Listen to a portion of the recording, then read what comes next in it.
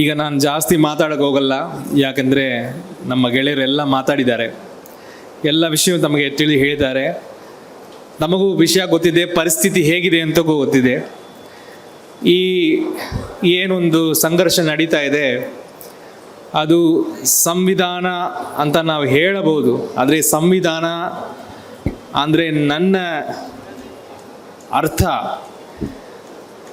ನಾವು 50 ವರ್ಷ ಮುಂದೆ ನಮ್ಮ ಹಳ್ಳಿಯಲ್ಲಿ ನಮಗೆ ಈ ಬಟ್ಟೆ ಹಾಕಲಿಕ್ಕೆ ನಮಗೆ ಇದಿಲ್ಲ, ಯಾರು ಹಕ್ಕು ಕೊಟ್ಟಿಲ್ಲ.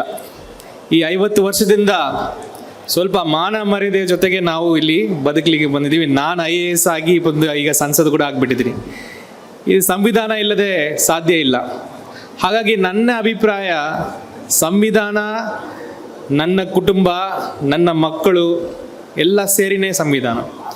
ಹಾಗಾಗಿ ನನ್ನ ಕುಟುಂಬದ ಸಮಸ್ಯೆ ಬರುವಾಗ ನಾವು ಯಾವ ರೀತಿ ಒಂದು ಆಕ್ರೋಶದಿಂದ ಅದನ್ನು ಎದುರಿಸ್ತೇವೆ, ಅದೇ ರೀತಿ ಸಂವಿಧಾನಕ್ಕೆ ಸಮಸ್ಯೆ ಬರುವಾಗ ನಾವು ಮಾಡದೆ ಹೋದರೆ ಮತ್ತೆ ನಾವು 50 ವರ್ಷ ಇಲ್ಲ 100 ವರ್ಷ ಹಿಂದೆ ಹೋಗ್ಬಿಡ್ತೀವಿ.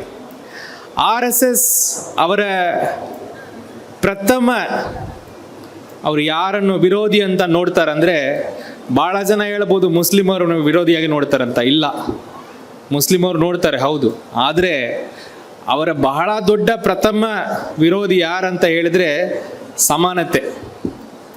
ಸಮಾನತೆಯನ್ನು ನಮಗೆ ಕೊಡುವುದು ಸಂವಿಧಾನ. 50 ವರ್ಷ ಮುಂದೆ ಈ ಹುಡುಗ ನನ್ನ ಏನೊಂದು ನನ್ನ ಹತ್ರ ಹೊಲ ಇತ್ತು, ಆ ಹೊಲದಲ್ಲಿ ಕೆಲಸ ಮಾಡಿರೋ ಹುಡುಗ, ನನ್ನ ಮುಂದೆ ಕೂರ್ಲಿಕ್ಕೆ ಭಯ ಪಡೋ ಹುಡುಗ ಇವತ್ತು ಓದಿ IAS ಆಫೀಸರ್ ಆಗಿ ನನ್ನ ಮುಂದೆ ಕೂತಿದ್ದಾನಲ್ಲ, RSSನ ಪ್ರಥಮ ಎದುರಿ ಅವರೇ. ಹಾಗಿದ್ದರೆ ಇಲ್ಲಿ ಕೂತಿರುವರಲ್ಲಿ 100ರಲ್ಲಿ 90% ಜನ ನಾವೇ. ಹಾಗಾಗಿ ಈ ಜಗಳ ಇದೇನೋ ಒಂದು ಸಂಘರ್ಷ ಎಲ್ಲೋ ಒಂದು ಭಾರತ ದೇಶಕ್ಕಾಗಿ ನಡೀತಾ ಇದೆ ಅಂತ ಅನ್ಕೋಬೇಡಿ. ಇದು ನಿಮ್ಮ ಸಂಘರ್ಷ, ನಿಮ್ಮ ಮಕ್ಕಳ ಸಂಘರ್ಷ. ಈ ಸಂಘರ್ಷದಲ್ಲಿ ನೀವು ಪಾಲ್ಗೊಳ್ಳದೆ ಹೋದರೆ ನಿಮ್ಮ ಮಕ್ಕಳಿಗೆ ಮಾಡುವ ಬಹಳ ದೊಡ್ಡ ಅನ್ಯಾಯ ಅಂತ ನಾನು ಈ ವೇದಿಕೆಯಿಂದ ನಿಮ್ಗೆ ಹೇಳಲಿಕ್ಕೆ ಇಷ್ಟಪಡ್ತಾ ಇದ್ದೀನಿ. ಇವತ್ತು ನಾವು ಯಾವುದೇ ಪಕ್ಷ ಇರಬಹುದು, ಯಾವುದೇ ಒಂದು ನಮ್ಮದು ಒಂದು ಇರಬಹುದು, ಆದರೆ ಭಾಳ ನಮಗೆ ದೇವರಂತೂ ನಾನು ನೋಡಿಲ್ಲ, ದೇವರಿದ್ದಾರಾ ಇಲ್ವಾ ಅಂತಲೂ ನಾನು ಆ ಮಾತಿಗೆ ಹೋಗಲಿಲ್ಲ. ಆದರೆ ಒಂದು ಮಾತು ನನಗೆ ಗೊತ್ತು, ದೇವರಿದ್ದರೆ ಅವರು ಯಾವುದೋ ಒಂದು ರೂಪದಲ್ಲಿ ಬರ್ತಾರೆ. ನಮ್ಮ ಕಡೆ ರೂಪದಲ್ಲಿ, ಸಂವಿಧಾನದ ರೂಪದಲ್ಲಿ ಬಂದಿದ್ದಾರೆ. ಇದನ್ನು ನೀವು ಅರ್ಥ ಮಾಡಿಕೊಳ್ಳಿ. ಹಾಗಾಗಿ ನಮ್ಮ ದೇವರನ್ನು ರಕ್ಷಣೆ ಮಾಡುವುದು, ನಮ್ಮ ಮಕ್ಕಳ ಭವಿಷ್ಯವನ್ನು ರಕ್ಷಣೆ ಮಾಡುವುದು ನಮ್ಮ ಕರ್ತವ್ಯ ಆಗ್ತದೆ, ನಾವು ಮಾಡಲೇಬೇಕಾಗ್ತದೆ. ನಮಗೆ ಇದರಲ್ಲಿ ಚಾಯ್ಸ್ ಇಲ್ಲ. ಎರಡನೇದು, ನಾವೊಬ್ಬರಲ್ಲ, ಈ ಜನರು, ಈ ಭಾರತ ದೇಶದಲ್ಲಿ ನಾವೇ ಮೆಜಾರಿಟಿ. ಸಮಾನತೆಯನ್ನು, ಪ್ರೀತಿಯನ್ನು ನಂಬುವರು ನಾವೇ ಮೆಜಾರಿಟಿ. ಈ ಭಾರತ ದೇಶದನ್ನು ಒಪ್ಪದೇ ಇರುವ ಜನ ಇದಾರಲ್ಲ, ಅವರೇ RSS. ಹಂಗ ಹೇಳೋದ್ರೆ ಒಂದು ಶುದ್ಧ ದೇಶ ದ್ರೋಹಿಗಳಂದ್ರೆ ಅದು RSS. ಹಾಗಾಗಿ ಭಾರತ ದೇಶವನ್ನು ನಂಬುವವರು ನಾವು ಗೆಲ್ಲಲಿಕ್ಕಿದ್ದೀವ, ಇಲ್ಲ ದೇಶ ದ್ರೋಹಿಗಳು ಗೆಲ್ಲಲಿಕ್ಕಿದ್ದಾರ ಅಂತ ನಾವು ನೋಡಬೇಕಾಗ್ತದೆ. ಹಾಗಾಗಿ ನಾವೆಲ್ಲರೂ ಕೈ ಜೋಡಿಸೋಣ. ನಮ್ದು ಯಾವುದು ಒಂದು ದೊಡ್ಡ ಕೆಲಸ ಇಲ್ಲ. ನಾನು ಕೂಡ ಭಾಳ ವಿಷಯ ನಿಮಗೆ ಸಂವಿಧಾನದ ಓದಿದ್ರೆ ನಮಗೆ ಗೊತ್ತಾಗ್ತದೆ.